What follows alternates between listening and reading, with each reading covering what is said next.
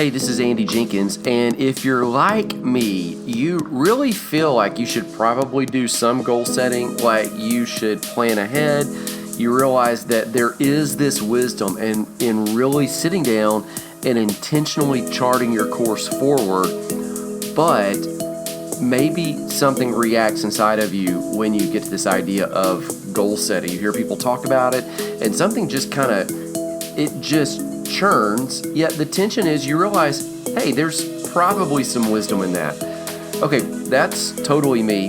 That might be you. If that's you and you're wanting to look at some way to move forward and really integrate all of life, not just business, not just fitness, not just your finances, not just your family, friends, fun, all these areas, but really just pull it all together and somehow manage a life that balances, that grows, that moves forward. I've got something for you. Here is a 4-episode series. Now, let me tell you what's going to happen, just so you can kind of get the bigger picture.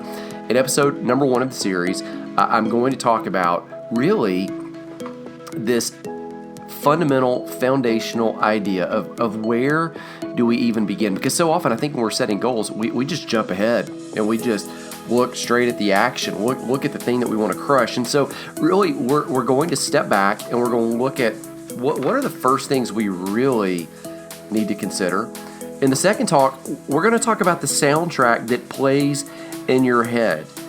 What is it that you really see? Because so often the external world around you is really an overflow of what's happening on the inside. Talk number 3, we're going to talk about the law of the harvest and this idea of sowing and reaping and the concept that whatever you put your hand to, that will prosper. And the idea that you're always going to reap where you sow, what you sow, more than you sow, after you sow. That's really one of my favorite topics to discuss. And then finally, in talk number 4, we've got some pieces that will all pull together, and it's really going to be centered around this idea that to achieve big things, really, you got to start thinking small. Okay, so here's the talk.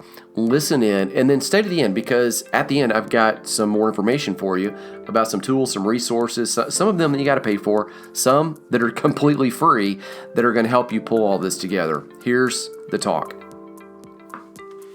So think of this as goal setting for people who know they should set goals, but really don't like the idea of setting goals. Or again, as I said it before, kind of advertising all of this stuff.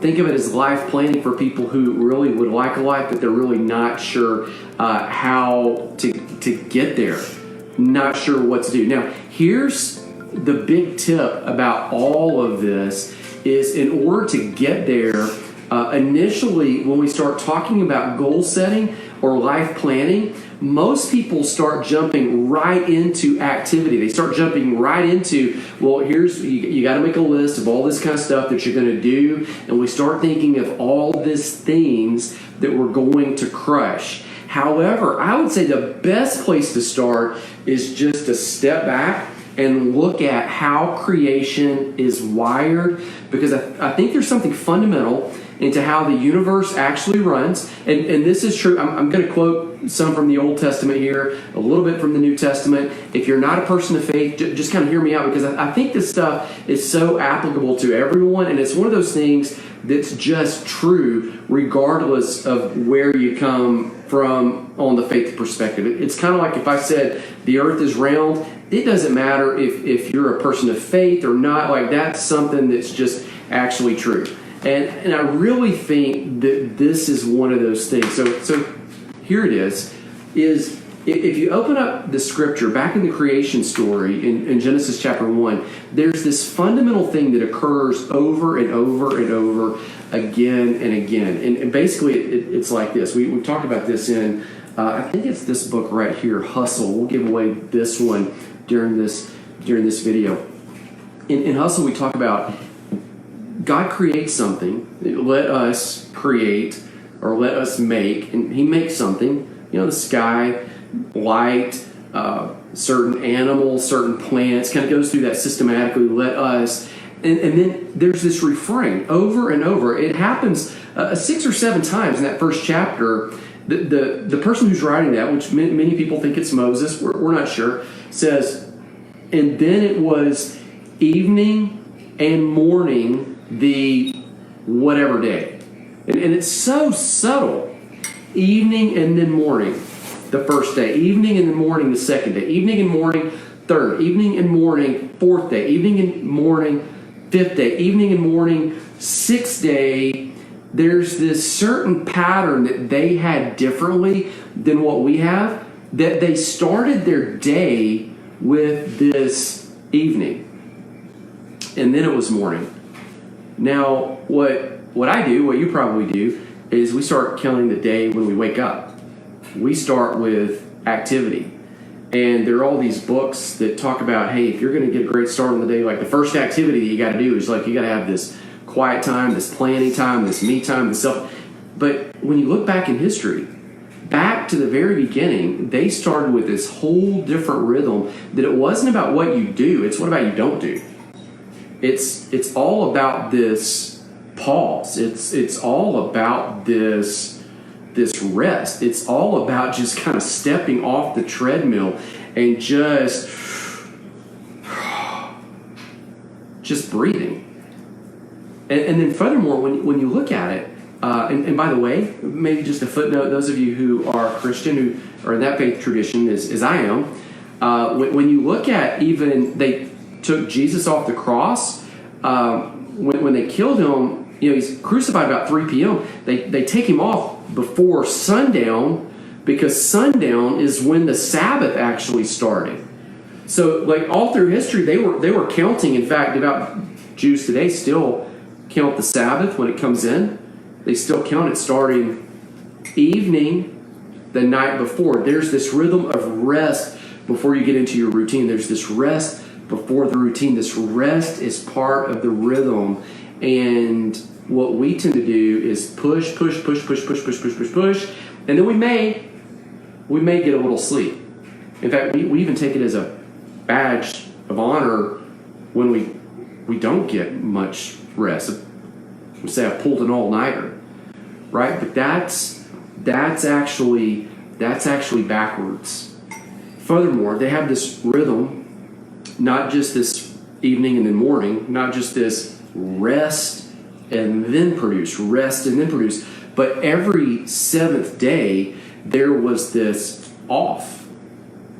And in fact, if you read the story really closely, Adam was created at the end of that sixth day, meaning it was at the end of the productivity part. So like day 6 is evening and then all day, and God's creating animals. At the end of that day, he creates Adam, and then Adam's the last thing on the 6th day, and then he goes into the evening of the 7th day, and that whole 7th day is just rest. Like there's this whole reality that the first day that he even does anything, he just does nothing. And look at the created order there.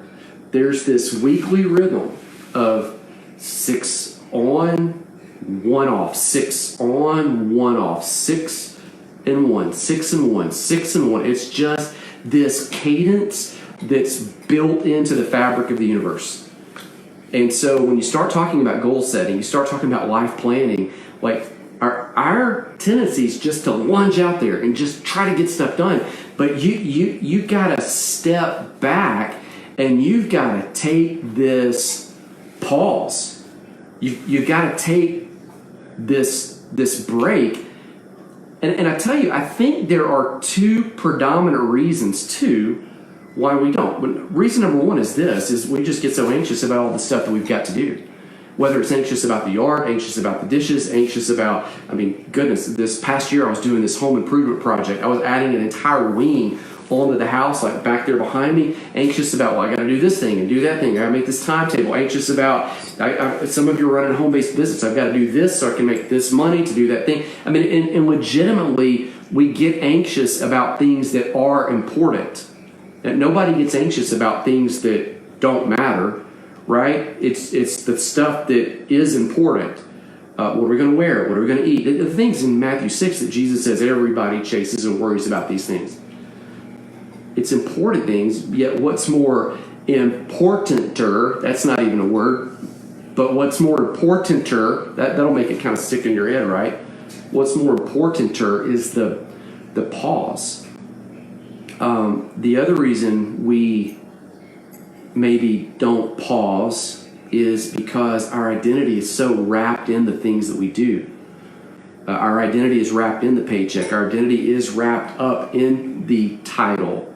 It was the most bizarre thing when I started working from home. I remember every morning I would get up, take kids to school, just kind of drive around, and finally he was a toddler at the time, Salter. He's my 7-year-old. You guys see him in pictures with me a lot. Kind of my mini-me twin. He finally picked up what was going on, and he would take off out the door with me because he knew at some point, like, I'm just going to stop at a coffee shop with a book or something in hand. Like, I didn't know what to do. My identity was so wrapped in just being outside of the house that I didn't feel like I was productive if I was sitting in the house. There was this whole identity thing there, and all the experts are saying this, that rest is super important. Like, getting that rhythm right is so crucial, because if not, you'll be anxious. If not, you'll chase your identity in the wrong things, and if not, you'll miss what rest does. Rest is when your body rebuilds physically. We talk all about that in this book, Claim Your Freedom. Rest is when your body that's broken down. I mean, athletes know this. You can actually overtrain, and you can train and keep training and fail because you don't give your body time to recuperate. And this is true whether you're an athlete and you're riding a bike. As I was doing some training this week for an event that I've got coming up. I was riding up and down 38 back and forth. This is true if you're, I don't want to say just, because that sounds like it's lesser than, but this is true if you're, instead of an athlete, you're chasing toddlers around the house. That might be more, to use our word, importanter. It actually is. This is true if you're running a home-based business. This is true if you're caring for an aging parent. This is true if you're a homemaker. This is true if you're running a business and going to the office every single day. That your body has to rebuild because of the awesome work that you do every single day. One of the things highlight here, because I can turn this into a commercial, right, that I use every day, is Ninja Red right there, because that is an antioxidant. Every time you use your muscles, they go through this process called oxidation, where they just break down, and then hopefully they rebuild stronger, but there's damage from the breakdown, and so they don't always rebuild in the best way. Sometimes they need some help, and that process of the cells breaking down is called oxidation. In fact, some scientists actually say that aging is the process of oxidation plus oxidation plus oxidation plus oxidation over time, without the rebuild and the reset. And so that's actually something I use every day because it's an antioxidant. It helps and brings healing to that whole process right there. So rest, getting that rhythm right, evening, morning, 6 and 1, getting that whole thing correct. In fact, one pastor actually says it like this. Rick Warren, give me a hand raise, maybe right there, if you know who that is. Purpose Driven Life. It's one of the best-selling books of all time. It was really, really popular back. This will kind of date me. It was back really, really popular, like at the end of the 90s, early 2000-ish, right in that era. And he actually said this. He doesn't say it in that book. He said it when he was teaching from his church and in some of his other materials. He says that every single day, like, you need a daily diversion. We're not just even at the night rest, but somehow during the day, like, you're stepping out, even if it's just to look at the clouds or go for a walk or it's your exercise routine or something that you do. You need this daily diversion where you're not always on, because in that rest time, your body can rebuild. And in that rest time, it's not just your body that rebuilds, it's where mentally you reset. Some of you stay-at-home moms, you know this, because you go to the bathroom even when you don't have to go to the bathroom, because you can close the door and you can lock it. And it gives you a pause, because you know that you've got to reset. In fact, some of you go in there and you do this little thing that I do, not necessarily when I'm trying to trace kids, but just like when I got too much going on in the office and papers are shuffling everywhere, it's stress away. Just you put it in your hands or you put it on your wrist and you take a big dose because rest is when you don't just physically rebuild. It's when you mentally, it's when you reset. So Rick Warren says that you need a daily diversion. You need a weekly withdrawal. So once a week, you got to have this time where you just take a longer stretch, a longer pause. I used to do this. I still do. Sometimes I do it on the bike. Sometimes I do it when I'm running. But man, it seems like, especially when the kids are little, I would make sure that every single Saturday, I actually took this long run. I wouldn't even know where I was going to go. Kind of had a general idea. And if I was going during certain weather, it's really hot, I would actually put on a little backpack that had some water, but I would go out for several hours, just literally walk out my back porch with some running shoes and head. And that was kind of the withdrawal moment that I had. Like, that was my weekly long, I didn't go for speed. It was just some of you do that. You go for long walks, you go out in nature, you paint, you read. You got to have a daily diversion, a weekly withdrawal. You got to have what he says is an annual abandonment where you're just off. No cell phone, nobody can get you, nothing like that. Like you're gone. Because this resting, getting back to that rhythm of creation, this resting is when your body rebuilds. It's when your mind resets. It's really when your emotional capacity, when your emotions regulate. And sometimes we all need that. If you've had small kids, I've raised a lot of kids. I'll let you in on a secret. 10 kids in this family. And that's a lot of kid, and that's a lot of practice. And what I noticed is when many of them were little, they would just start throwing this little tantrum. Their emotions would just get out of whack. And I just learned over time that if we could just say, hey, it's time for you to go to BED. And I would say it like that, maybe because, they would tune in and go, I don't want to go. But, they start fighting. But I'd put them in the bed, and as soon as their head hit the pillow, even if it was in the middle of the day, sometimes it was at night, as soon as they did it, like they would wake up, whether it was 2 hours later, whether it was completely the next morning. It was like little miniature demon children went to the bed, to the BED. They wake up, they're complete angels. And what was it? They just needed the mental reset. They needed the physical rejuvenation. They needed the emotional regulation. They needed everything. And here's the deal. You and I are the exact same way. Do you see? So when we start talking about goal setting, like that's where we begin, is we actually begin with the rest. Okay, let me tell you the next thing that we do. And this is maybe just more of a concept than any other thing. And the concept is this, is you've got to blow apart, for those of you who kind of, mix this thing up. You've got to blow up the whole idea that you have that some things are sacred, they're holy, they're religious, they're spiritual, and some things are not. Like I would just kind of term it like this, is we tend to have this false dichotomy that some things are sacred and some things are secular. Let me show you, and I'm going to show you how this fits in with your whole goal-setting, life planning thing. But there's this great quote from Dan Miller. He's one of the authors that I like to just kind of lean back on when you start talking about the idea of work and start talking about the idea of kind of planning. What's your vocation? Which vocal means calling, right? There's this idea that there's this call upon your life. He says this, there's a Hebrew word. Hebrew is the language of the Old Testament. Avodah. Okay, so now they have a different alphabet than us completely, but if I was transliterating it into English, it would be Avodah.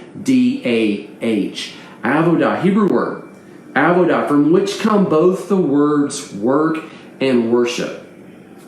See that? Now I would have thought those are two completely different things. To the Hebrew man, which remember Jesus was Hebrew, Moses was Hebrew, Joshua, who took the promised land, Hebrew, Paul. A lot of you quote Paul, New Testament, Hebrew. To the Hebrew man, his Thursday morning activities were just as much an expression of worship as being in the synagogue on the Sabbath. Nothing in Scripture depicts the Christian life as divided into sacred and secular parts. Rather, it shows a unified life, one of wholeness, in which everything we do is service to God, and I would even say service to each other, including our daily work, whatever that work may be. See, this is an incredible concept right here, because so often we think that the important stuff is like something that's out there, that's this amazing thing we'll do in the future. And he's saying, like, wait, hold on. No. There's such a blur between heaven and earth and between what's really divine and what's not. Like it just infuses all of life. And so when you get that, so often we're anxious. So often we refuse this rest pace because we're thinking there's some important thing that's on our life, this important call that we've got to reach out and attain to. And he would say, no. Where you are in life right now isn't who you are. Who you are is who you are. You have this intrinsic identity, this value that's given to you by your Creator, and that is settled once for all time. And so, critics, push them aside. The calendar, it's important, but where you are right now in life is not who you are. And an achievement that you reach out to with planning and goal setting and all of this is not going to make you a better person or a different person. Your value is already set. And so when you come to goal setting and come to life planning, it's not about strategically reaching something that's all of a sudden going to make you a valuable person. You're already, in the eyes of your Creator and in the eyes of the people that matter the most, intrinsically worthy of love and acceptance. The goal setting and life planning then is about stewarding the amazing call that is on you. Do you see that? It's not about attaining something. That's already been settled. It's about stewarding what's already been given to you. There's this great verse Paul says in Ephesians 2, 8 through 10. Some of you will recognize it when I start saying it. By grace you're saved. It is the gift of God, not by any work, so no one should boast. Now, you think about that. What is the one thing that we all do? We all boast about like everything. Like, I'm so worthy. I deserve blah, blah, blah. Because like we tend to do that. We tend to go on and boast. And he says, no. It's all grace. And that grace not only saves you from past clutter that we all have, right? I'm in my mid-40s. And if you're my age, 5 years either way, like you don't get to that age without a bunch of junk in the trunk, right? Some of it your fault, some of it other people's fault, some of it planned, some of it unplanned. It's just, but grace covers it. And Paul goes on and he says this grace also foreordained. Just read Ephesians 2:10. These incredible works that you would walk in that God foreordained beforehand. And so when we come to life planning, goal setting, it's not about like just getting out there and crushing the business. It's not about getting out there and losing some weight. It's not about like all these other things that would be, worthy endeavors for sure. But it's about stewarding the amazing call that is upon your life. It is about stewarding everything that is there for you. Do you see? And that empowers you when you get that down to just focus and you, with lots of freedom, just do you. Do you see? Okay, there you have it. I hope that you got something beneficial from that you can take, that you can apply right now in multiple areas of life. Let me tell you about 2 tools that I've got for you. One of them is paid, one of them is absolutely free. The first one is the paid, and you can find links to these each, by the way, in the show notes right here of this talk, whatever platform it is that you're listening from. There is It's a new hardback. It's like a moleskin-like hardback, 440 pages. It is the Advance Planner. Now, a few years ago, I used to lead a men's event, and we did it twice a year, and it was actually known as the Advance. Many of you that listen in have been to that event before, or you had husbands that went to that event, spouses, boyfriends, whoever that went to that, wrote the curriculum for that. In fact, you can get the book. I'll put the link to it in the show notes, where I've piled in all of the information that we used to teach at that event. It was incredible. And along the way, created this resource, created this life planner. It was a calendar, and we never really published it. We gave away some paperback versions at the event to really help people sync up with a lot of the life management, life planning, time management, goal setting. There's that term again. All of those tools that we were pulling together, and we never really published it until just this last year with Oily App. Ernie Yarbrough and I were talking with Dr. Jim Bob Haggerton and some other people that we work with, and we had produced a planner for women that was, spiral bound, that looked pretty. It was beautiful, and you can check the website there if that is something that interests you. But we thought, man, we've got to have a tool for guys, and we had published the advanced books there. It had published an abbreviated version, done some online courses, and just kind of thought, man, now is the time. And selfishly, I wanted a planner that I could use. And so we just resurrected that old project, put it back together, and it is available. I'm not going to talk too much about it, but it is 2 pages per day that will help you plan. And then inside the same planner, it has 2 pages where you kind of open it up, and it has this journaling. It also has guided questions that really help you kind of reflect on the day. I did this for about a quarter just to test drive it, and the results that I got were amazing, especially in light of the minimal amount of time that it took. It kept everything organized. That was another thing too. People say, well, you should journal. Well, ironically, I write. That's one of the things I do professionally to earn money, to kind of keep my keep. But I can't stand journaling, but I got all this in a tool, and it works fabulously. So I'm going to put a link down where you can log on, look at that if that's a tool that would interest you. It's undated, so you could literally get it shipped to you and start it immediately, just dating the pages. And there are options where you can buy it by the single, which would last you for 3 months, or take a shot at it and just go all in and get a discount and do it for an entire year. And it looks exquisite. It's fabulous. Pen loop, rubber band, 2 ribbon markers, all that kind of stuff.